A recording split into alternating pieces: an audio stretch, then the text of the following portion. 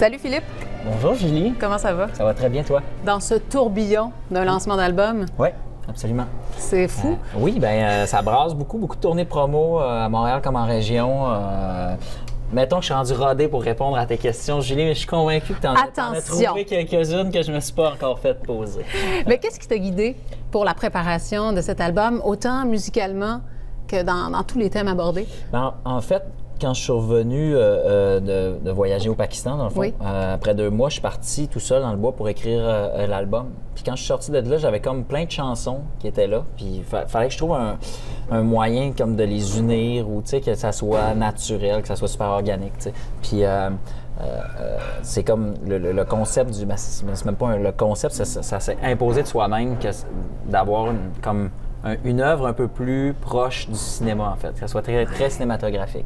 Puis c'était très facile de venir faire mélanger puis se parler les chansons en mettant justement des bouts plus orchestrales, plus instrumentales. Tu sais, ça venait comme vraiment soutenir la patente sans rajouter une autre chanson où est-ce que je suis très lourd dans le texte.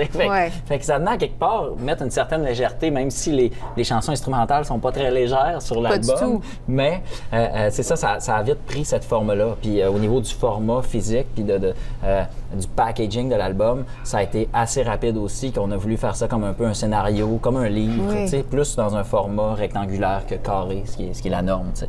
Puis on voulait ça parce que, je veux dire, le CD tend beaucoup à disparaître. Là. C'est même impressionnant qu'il soit encore là. Il n'est plus dans les voitures, il n'est plus dans les ordinateurs non plus.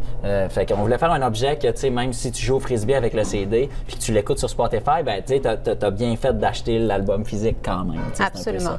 Ouais. Tu t'es payé la traite? Oui, absolument. Un orchestre, une chorale, beaucoup de monde en studio. Ouais. Es-tu un producteur intransigeant? Non, vraiment pas, en fait. Mais, ouais. Tu sais, il y a... Sûrement un peu. Oui, quand même. Mais tu sais, c'est juste que je sais très bien où est-ce que je m'en vais. Fait que, tu sais, c'est clair d'emblée. Tout le monde sait où est-ce que... tu sais, tout le monde est au courant de la direction du projet. C'est de base. Fait que déjà là, on évite les espèces de manque de compréhension ou la discorde. Puis après ça, je suis comme le producteur qui va juste dire « Hey, la gang, on peut se péter la gueule à 43 missions aujourd'hui, puis ça me dérange pas, c'est moi qui produis, puis je vous donne le go pour qu'on se pète la gueule. » Fait que rendu là, il y a une certaine fébrilité, mais il n'y a pas il n'y a pas de stress relié au risque. C'est vraiment juste une fébrilité de faire les choses pour la première fois. Puis après ça, je pense qu'il y a juste du fun qui se passe. Mais moi, j'y vois une certaine liberté. Ouais, totalement. Puis je pense que ça s'entend aussi quand on écoute l'album, ça s'entend que le processus s'est fait avec absolument aucun compromis créatif puis avec toute la liberté qu'on voulait se donner finalement. Puis ça, c'est quand même précieux, sincèrement, en 2017 là, au Québec, de faire des projets comme ça, puis de jamais se poser la question de est-ce qu'il y a quelqu'un ou est-ce que le budget va nous stopper. Puis ça, je l'apprécie, c'est un grand privilège. Puis je l'utilise à bon escient, selon moi, je pense.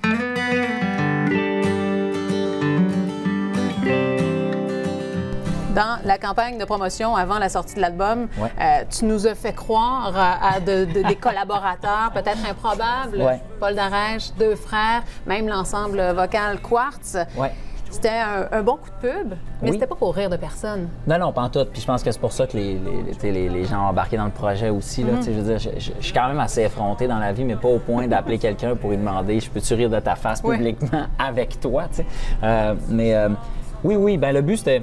C'est un album qui parle beaucoup de l'impression qu'on se fait des autres. Ça parle beaucoup il y a beaucoup de notions d'image qui vient avec ça. Puis veux pas, c'est le 3e album en 3 ans et demi. Ça fait beaucoup de ma face à m'amener dans les médias. Puis surtout que je suis tout le temps là dans les capsules promotionnelles. Puis, je veux dire, j'ai été souvent là dans les 4 dernières années environ.